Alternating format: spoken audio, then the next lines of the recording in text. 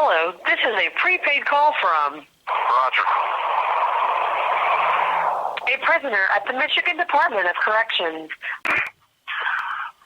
Well, hello. I'm back again.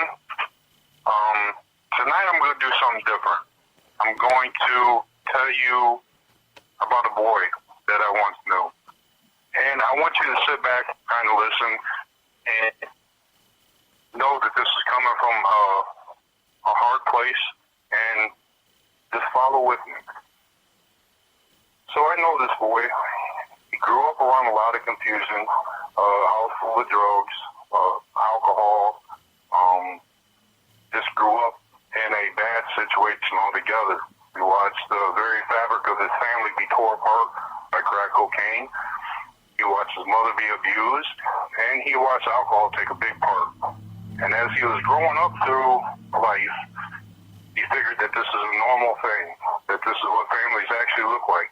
Once he got to grow up in age, he came to know that this wasn't as normal as he thought it was going to be, or what a family actually looked like, but he knew nothing else. This boy had no other options but to live the life that he only knew. Finally, the state came along and took this boy out of his home. He was placed into the foster care system, which we all know is sometimes broke down. He was told that he was going to be able to be a child again, just worry about childhood things, and that wasn't the case for a little while at the foster care system.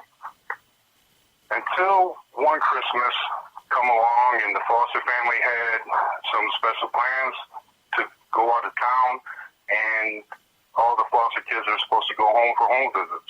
Well, this boy ended up being the only one that didn't go because his parents didn't show.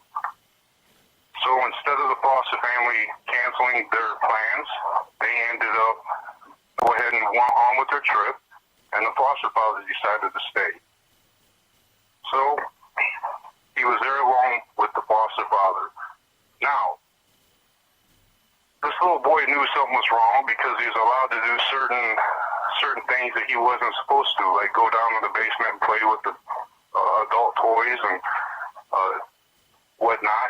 And one night, the foster father's friend decided to come over and crawl in the basement, and all of a sudden, this boy was asked to do things that he didn't want to do. He was asked to take his clothes off and whatnot. So when he acted out in defiance, he was beaten. Now, this story takes a tragic turn because this boy was beaten. He was raped in the course of 2 days. Broken jaw, broken cheekbone, and over 30 stitches it took to repair what this boy went through. But that wasn't the only thing broken besides bone and flesh. The boy's spirit was broken. Everything was laid bare. Everything that he knew, love, happiness, empathy, was left in that basement. When he left or escaped that basement, he went and looked and searched for help and found none. The system that was supposed to protect him did nothing to help. Matter of fact, they protected the people that did him harm. So, as the story goes and the boy grows older, of course he's running from that very incident his whole entire childhood. And of course, addiction comes in part. Heroin, cocaine, alcohol, he did every bit of it just to numb what happened to him. Around 14, 15, he was occupying the same drug houses that his mom and dad were occupying. At 15 years old, he was forced to watch his mom be gang raped by a bunch of men, a bunch of drug dealers and whatnot. At 16, the system finally didn't know what to do with him because he was running from foster home to foster home, committing crimes, trying to survive on the street. Finally, they dumped him in a prison. They bonded him over for the smallest thing they could find because they didn't know what else to do with him. Now, if you don't realize by now that this little boy is me, the one that's talking to you, it was. That's what I went through. you this tonight is this.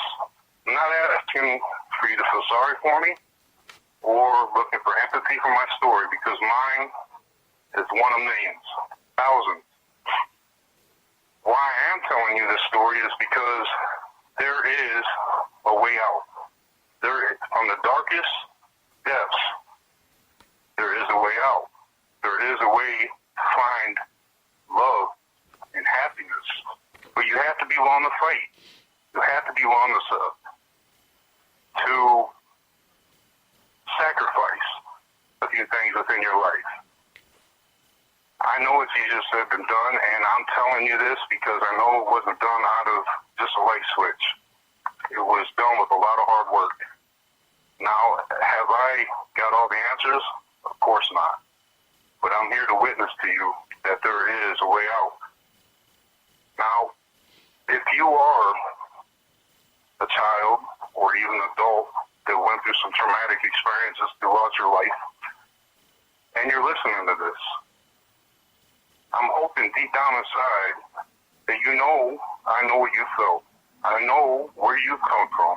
I've walked the same path that you've walked, and I know it's not easy. I had struggled all my life with what happened to me in my past as a little boy growing up. Just from that one incident, it reshaped the outlook that I had on life. So I know the outlook that you're looking at now. And I know that it feels like a hopeless situation and that you're at the end of your wits. But I do know that there's hope. Now, it's funny that a guy like me, doing life in prison, over 20 years in prison, is talking about hope. And I'm here to witness to you that there is hope. You just have to find it. You have to keep it close. You have to use it as a foundation to springboard up from wherever you're at. The biggest thing about this is this. I want you to take away that your life is special. You are special. You being where you're at right now is a bad situation, and you're trying to come out into a good situation. You have to let your light shine.